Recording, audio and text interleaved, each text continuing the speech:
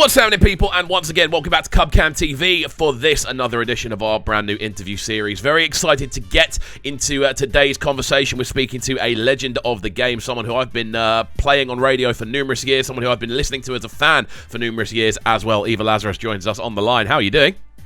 I'm very good. Thank you very much for having me. It's really good to get you on. As I said before, I've been spinning your stuff on radio for years. I've always been following what you do, whether it be in the more sort of reggae sound system realm, or whether it be in the more sort of direction you're going now. It's been so exciting to watch your kind of progression. How are things your end, just to kind of kick things off?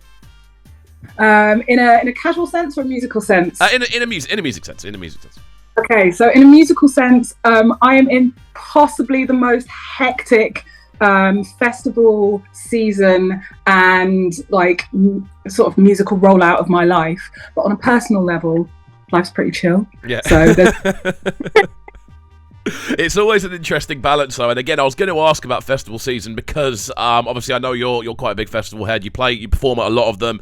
You've got quite a good kind of rotation going on. Where have you been this year? Where haven't I been is a shorter thing.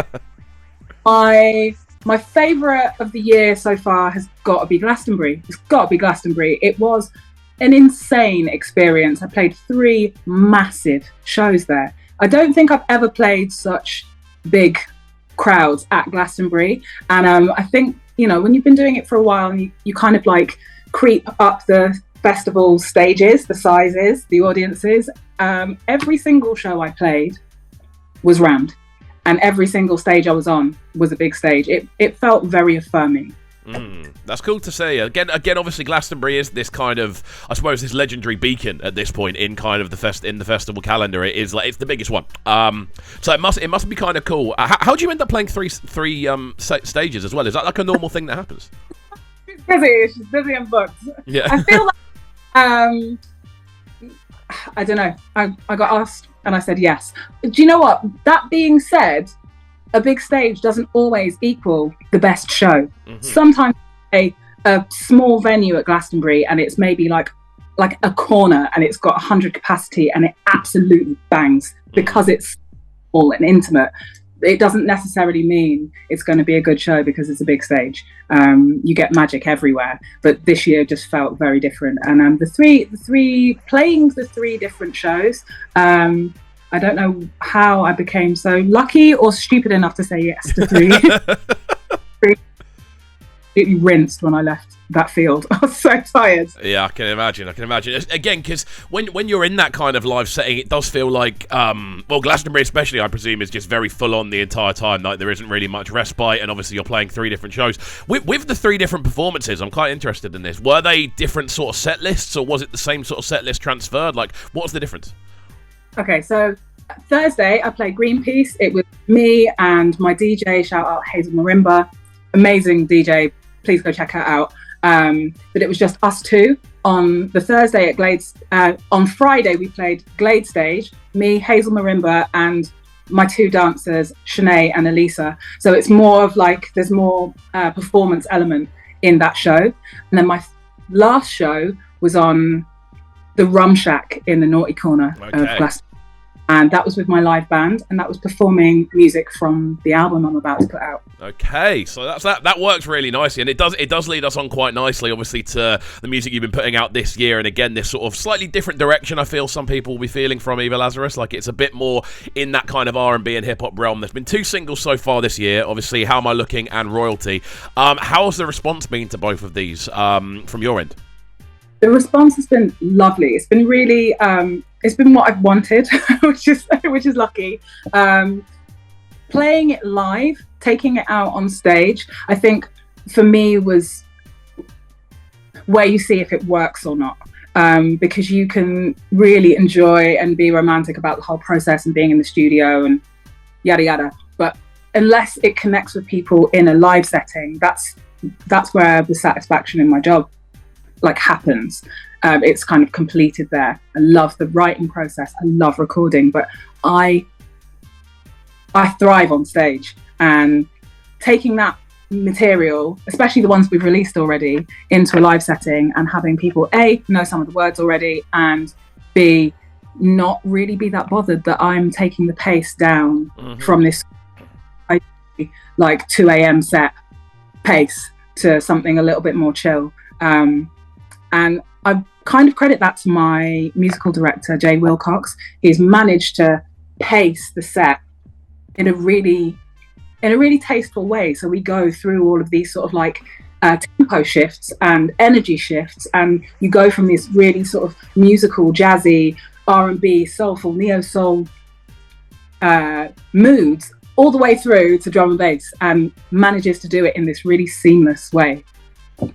Awesome. I mean, this is what makes it so exciting, because you are someone who has sort of trodden so many different musical paths. You're someone that's gone down so many different kind of avenues by this point. So to kind of see everything, I suppose kind of mellow out a little bit after all this time with these releases. When you're performing them, do you kind of feel, does it feel any different to when you're performing the more sort of jumpier sort of stuff? The first two that I did with the live band and this material were O'Meara in London, Beckler in Bristol. So I did two kind of like venue shows where I'm like road testing this new setup, and I'd be lying if I said I was like totally comfortable before those shows.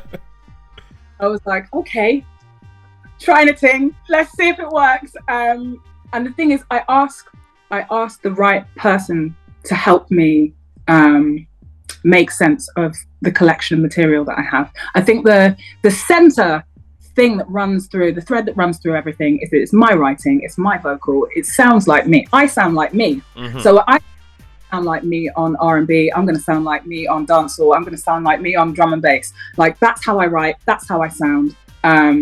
With little sort of shifts into leaning into what works on that genre, but it is always this and it's always this. So it's always going to be me. And I think if you like what I do and you're a fan of me, you're going to come with me on whatever genre it is. And it was suspending that fear of like, well, I mean, what's the worst thing that can happen is that somebody doesn't like it. I like it. Yeah, true. But that's what it is, though. Don't come with me on a soulful hip hop journey if that's not for you. But I'm going to find other people who are into that. And I feel like people don't listen to music with this sort of purist thing on a wide scale anymore. Like, people are more up for listening to. If you put anybody's Spotify on shuffle, you're going to find something where someone's like, oh, I'm just going to turn that off because Britney Spears' Toxic came on. But I absolutely guarantee that a couple of your mates like that song. Yeah, true. No, true. So you can kind of veer over these genres, and playing the shows live with Jay Wilcox, with the band, for the first two shows, it made sense. And every show I've done after that, I've just felt calm. I felt comfy. It's working for me. I'm really enjoying it. Awesome. I mean, this is where it gets really exciting, because obviously you've had a new single out this weekend. There's another one off the album at the time of recording when we're putting this together. It's with Kofi Stone. How did this link up come together? Because I'm a massive fan of what Kofi does vocally. So how did this was a link up that makes so much sense. How did it come together? So when we were thinking about who is going to work on this particular tune, it was like, who is going to work? Because I love this song and I don't really want to hand any of my songs over, really, unless it's right. I don't want to collaborate for the sake of collaboration's sake. I want it to be the right thing. And Dirty Dyke, who's produced this album, was suggesting people, names were coming up, and Kofi just fit. Just in terms of what Kofi can do lyrically, where his mind's at, where his head's at. If you listen, deep thinker. And that's what you want when you're handing over something that's quite personal, is someone who's going to get it, someone who's going to completely deep it. When it lands with you, I want to feel like it's in safe hands. And the pen is unbuckwiverable. Yeah, fully. Untestable. So yeah, it just made sense. That was like a suggestion, agree, send the beat. Awesome. Done. So quite like a quick process by the sound of things. Like, once it's in, it's in. Also, no feedback. Like, when you hand over your baby, you're like, please be careful. And then you get it back and you're like, literally no feedback. That must be such a nice feeling, because especially in that collaborative sense, that back and forward kind of thing of, oh, can we change that bit? Can we change that bit? That's such an almost unspoken about part of collaboration, that feedback stage of going, of having to do that. So it must have been nice to just kind of go, no, it's there. It's perfect. Great, finished.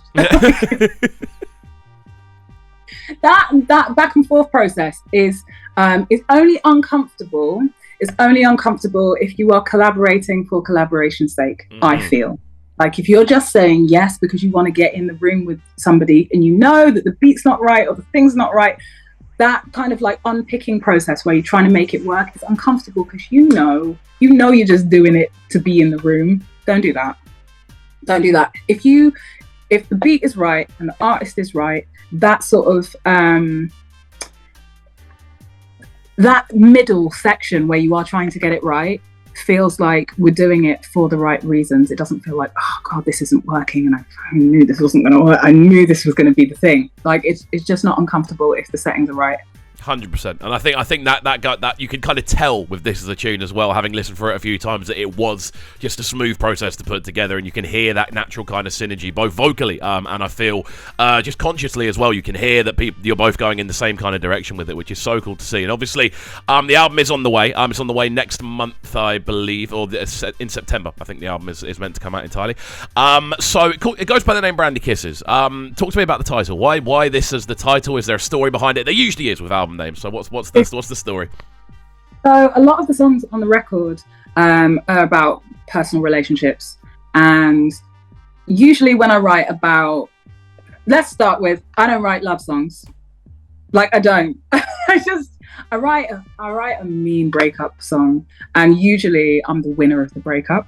Like when not only am I the winner, but it's kind of like that empowering thing of like reminding yourself to get back to yourself. That's a place that I write about very, very comfortably. But Brandy Kisses, when I wrote it, and I was like, oh, okay, I don't know what's happening to me, but I'm getting to a place where I feel comfortable writing about my feelings honestly, like not where it just makes me sound good, or where I get to flex, but actually where I feel my feelings and I'm softening. I'm getting to a place where the pen is softening. She's okay romantic, she's okay being sexy and being in love and all of these things. And it was a turning point writing that song where I noticed that I was becoming more comfortable writing about these kind of softer things. I love that for me because it's kind of broadening my my horizons in terms of like subject matter. And that song was about, Brandy Kisses is about falling absolutely intoxicated, love, lust. It's just about really being about that person. And I love brandy, and it makes me feel sexy when I drink it. So it makes sense if you put the two together. It does make sense, and it sounds cool as well. It does sound cool as an album title. Like it does have that kind of suave feeling which runs throughout the project. And again, direction-wise, obviously with this project, it feels like there's a lot more kind of live elements going on. It feels like there's a lot more of a, I don't want to say specific direction, but a specifically different direction to kind of previous full projects we've heard. In the kind of methodology, I suppose, of actually being in the studio, working on this as a project, what would you say the main kind of differences, again, in comparison to previous projects? Like, was there something you immediately from the jump when we need to approach this differently? I really felt involved in the process. Like I felt really working with Dyke I love working with him, and it's definitely a really collaborative process in terms of like it isn't just like here's the beat, go. It's like what section do you like? Should we make that longer? Should we add something here? What do you think about this? It's like I'm very I feel really included by him in the writing process, and that's quite liberating. In fact, I've got a couple of production credits on this record because he was like happy and open for me to just bring things into the record, and I don't know that I've had that much input on anything else that I've ever worked on before. which is brilliant. Like we were talking about, like, oh, should we get strings on this? And I was like, I know a guy. I got a guy.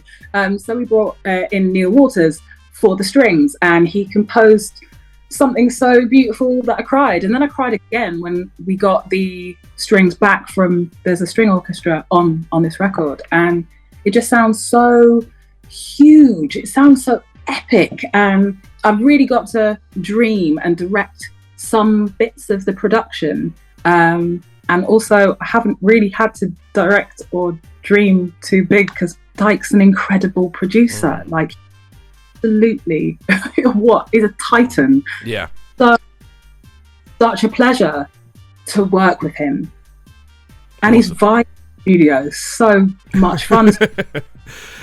There's a thing with Dyke. Obviously, we are talking about like a legend of UK hip hop in general here. We're talking about one of the most established, one of the most consistent, and it's so cool to kind of hear how collaborative that process was. Like when you're actually in there and you are, I don't know, suggesting string lines, and then suddenly there's this epic kind of orchestral backdrop going on. It's such a cool thing to be able to hear, and obviously with this as an album, is this a direction you're going to see, you think you'll see yourself kind of carrying on down now you've kind of not started, but kind of established this road for yourself? I think for me, I always talk about being a multi-genre artist, that I'm on a garage tune and a jungle tune and a hip hop tune and, a reggae tune and a dub tune, and I'm over here and I'm doing that and I'm doing all the things. But actually, until I release full records in all of these places, until I actually do the the EP or the album in each genre, like I feel like I haven't completed it yet. And I want to do less features, more projects. Okay. So that's the goal now. Is like, okay, cool, I'm working on this sick hip hop soul record, make it a project, dedicate the time to it. Next one, make it a whole project, dedicate the time to it. And that's not to say that I'll never do a feature record ever again. I absolutely will feature on a drum and bass record over here and maybe another Mungo's hi-fi record over here.